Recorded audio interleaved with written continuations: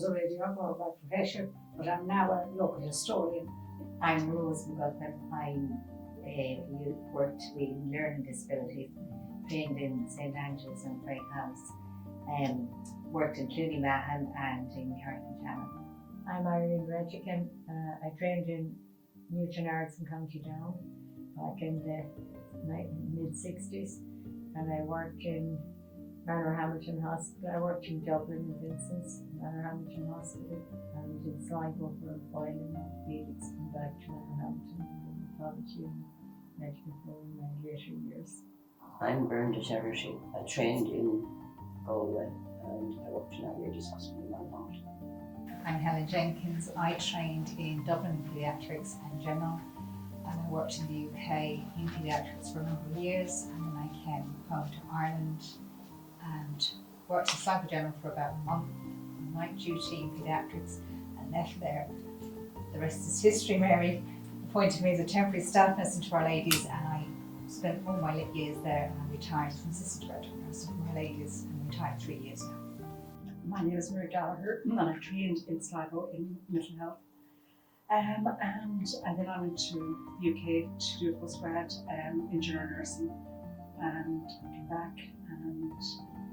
back to mental health, came to work as a general nurse in Our Ladies. Later on, I went to work as a clinical nurse manager, or as it was known in those days, as a ward sister in St John's Hospital in Sligo. And I later came back then to Manor Hamilton as director of nursing, and I retired about 10 years ago from Our Ladies as director of nursing. My name is Anne Keeney, and I trained in Birmingham in London, and I've worked in England, and I've worked in Rotunda as a midwife, and I've worked in Donegal and Sligo as a public health nurse, and I've worked in Australia as a midwife for 11 years. I'm Carmel Laughlin. I trained originally in mental health, and I also did a postgrad in practice social welfare and mental health and addictions. I'm Scéal Brennan, and I trained in Whittington in London. It'll be 50 years on the 6th of January when I started. I worked in Letterkenny, Sligo, Manor Hamilton, and then I went back to England for 15 years. And I came back in 1995, and I worked in North West Hospice for 25 years, and I retired last January. My name is Irene McPartland. I trained in Sligo Hospital, went on to do my orthopaedics, worked in orthopaedics for 23 years, did clinical nurse manager for 16 years. I'm now out in the community 4 years as clinical nurse specialist in falls prevention. I cover Sligo, Leitrim and South Donegal and work with older persons. Hi, I'm Laura McGuire. I trained in 2002 in St Angela's. I worked as a staff nurse in stroke unit of frailty ward. I'm in the hospital in Sligo for 13 years. I did my postgrad and a master's in gerontology, and I worked as clinical specialist for 3 years in the hospital, and then the last 3 years out in the community with a top integrated care team covering Leitrim and West Cavan. My mum was a nurse, and she was a psychiatric nurse, and in those days when you got married you had to give up nursing, so she only nursed for about 5 years altogether. I went when I was 17. I wasn't even allowed to Kinloch to the hops, and then I was let loose in London. And the social scene was very good at the time, and I think 27 nights in a row was our record. Because we had the Gresham and the Forum and all these dance halls locally, and the only reason we didn't do the full month was because we had no money left and we were living on co-op stamps. Training we had, we couldn't get out, we were allowed out until 9:30 or 11:30 one night a month. If you were over 21, you got out until 1 o'clock one night a month. But of course, nobody was over 21 because you started at 8. So we used to go out and we used to come in a window of the nurse's home. We did the same. There was We used to have a flat roof, and there used to be an end of a bed at it. And I never forget the night I fell off it anyway. But this morning we were all called to Matron's office, and she kept saying, "You came in, Nuala Kennedy's window. You came in." And I kept saying, "No, I didn't." She said, "Tell the truth. The Lord will strike you down if you don't tell the truth." She was a nun. I said I didn't, but you see I didn't, because I came in a window for the So the Lord, I suppose thinking about this, the first thing I think was the social end of it. When I went to Birmingham to do my nurse training, my mother was a nurse, two of her sisters were nurses, and my father's two sisters were nurses. I remember getting on the plane in the airport, and we actually went out. People could come out to the tarmac to you and help you on the plane. And I remember my aunt and her sister came to meet me on the tarmac in Birmingham, and they physically came out at the bottom of the plane and were meeting me. So that's it. And it was around the time of the Troubles in Northern Ireland, and I remember I was only there for about 6 weeks, and we were doing a PTS, and we were around the table, and this English girl who's Irving, she says to me, "Do you realise," she says, "my boyfriend is wasting looking after Northern Ireland, and he could die at any time, and do you realise the problem?" So this was the first introduction I had to England. But apart from that, anyway, I did my nursing in Birmingham for 3 training, and then I did midwifery in Birmingham, and then I went to Hammersmith in London. I did neonatal intensive care, and then I came to Rotunda, and I worked for 4 years there, and that was really good. And then I did my public health, and I was in Donegal for 2.5 years public health. Then I went to Australia for 11 years and did midwifery there, and that was really, midwifery's really, I suppose, my main, and that was totally different. It was good and interesting to see from a different perspective. And then I came back to public health, and I was lucky I was in Sligo, but I was in an area with a lot of mothers and children, because midwifery really, but it was generally public health nurse, that's what it was. And then the last 10 years I spent in the schools doing public health nurse, doing school health screenings. It was different. So it was different. I suppose one of the things I think about too, culturally at the time, the economic situation for women, especially in Birmingham, because we were in the community, we used to go out and visit people in their homes, and conditions more, I suppose, than here. There were economic migrants, a lot of people, and they didn't have much money, and what the conditions were, the homes. And people have so much now, and they just don't realise it. And I suppose how midwifery has changed as well, because it was very much a medical model, the doctor was in charge, you stayed in bed. I remember my grandmother saying in her day they had to stay in bed for 2 weeks, and they only fed milk and bread, and she said that the child was baptised and weren't even allowed to get up. There was a handy woman who came, and they knew when the child was born, the white sheets were on the line, and that my grandfather brought her up the celebrations from the christening and the quiet, because this handy woman knew this, she wasn't only have milk, and she stayed in bed for 2 weeks. So you'd wonder how all the complications to talk about, deep temper, all the things, yeah. That was a more interesting thing, different places, and socially how things had changed, even from going back to Ireland and going to Australia for 11 years, and then the Celtic Tiger came, and then came back, changed in that even. And now it's sort of, that it's a healthy thing to have a baby now, that's a really good thing. Like it's not an illness, people can rush. It was very much described, that's how it was, the medical model, all the books, everything we've written, the doctor, until Kieran O'Driscoll, I think, who was the Master of the Rotunda, and he was the only man I ever seen. That was probably in the 80s he wrote that book, the 70s. But he said there was one section for the medical students, and he said, I can't remember the exact wording in it, but he said medical students, when they're training, would be well fit to take heed of a good midwife, because she teaches them a lot. And that was one of the first time I ever seen it in a medical model, that a midwife was actually acknowledged that she had anything. Yeah. And I suppose generally women are more, heard more, and there's more women in medicine now, I suppose, as well. That's it.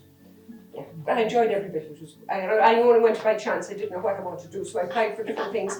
And the main reason I became a nurse is because I wanted to travel, which I did do, but I really enjoyed it. It was good. It was a good job. Yeah, lovely job. As nurses, we did everybody's job. Yes. Yeah. Like if the cleaners were out, you did the cleaning. If the tea person wasn't there, you did the but they didn't do our work if we were. I had been working in Manor Hamilton when I got married. I had been in Dublin before that and back, and I just had to resign. But I was lucky. I got back in 6 months because the bar happened to be lifted. I wasn't now. Was it the same year you got married? Yeah. Yeah. 1972. Yeah. I came married. How did it feel at the time? I don't think we realised how bad it was until later, how mean it was, because it was the same. But the teachers were allowed to work at that stage. They had got back years before the nurses got back.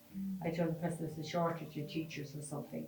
And I did feel a bit annoyed because I had sisters older than me that were teachers, and they were able to carry on. But I didn't know at that time I was going to get back so quickly. So it didn't matter. Wasn't it so ridiculous because you took a manager and you couldn't work? Sorry.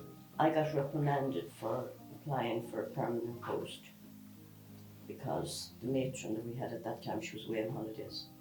And she said to me, well, where did you get a reference? I said, well, I got one from my school.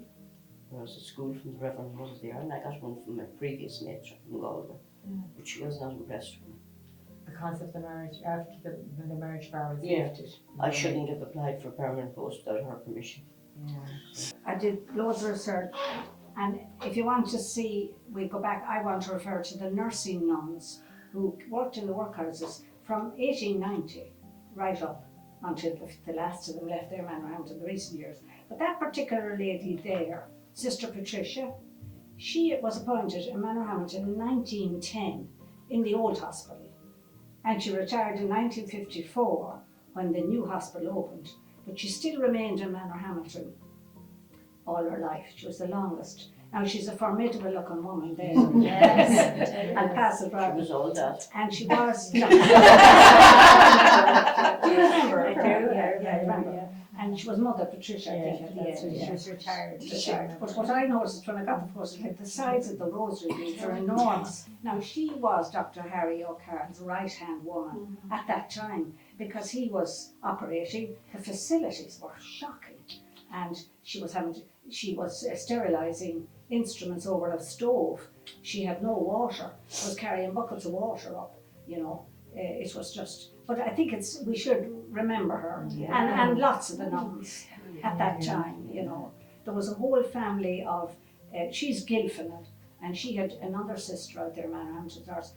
They were all in religion, as they said. There was a whole lot of them in religion. But she is an interesting character, and it's good that we remember them.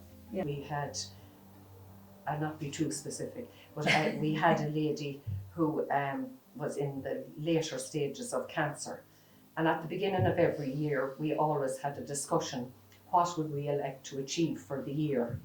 And she pipes up and she said, I'd love to go on an aeroplane, because I've never been on an aeroplane, and I don't think I'm going to be around for too long.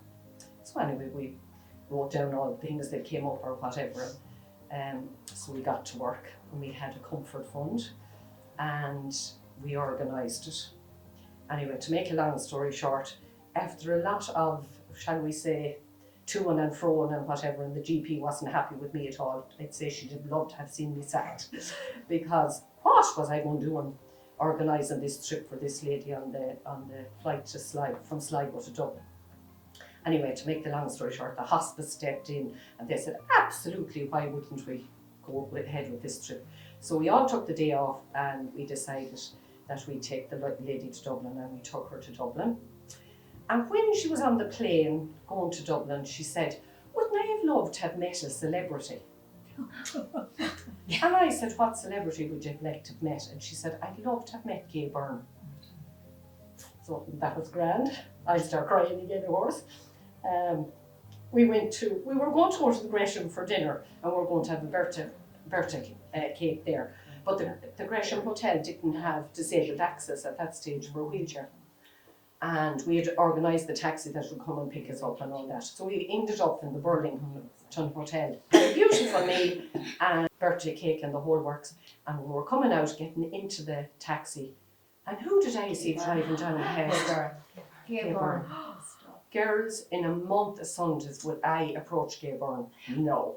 I ran off after Gay Byrne, explained my case to him very briefly, and I said to him, will you please come up and meet this lady? It would mean the world to him. And, is my hair okay? And he came up and he greeted her and had photographs taken with her and the whole works. It was just surreal. Then after that we went off to the Stephen's Green Shopping Centre. We brought her to see the Spiral.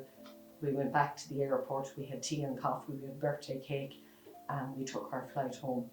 And that day, that was the 6th of October, and on the 6th of December, her remains were going through Kilty Clough. That's a nice story. I will never forget it. It was just Yeah. amazing.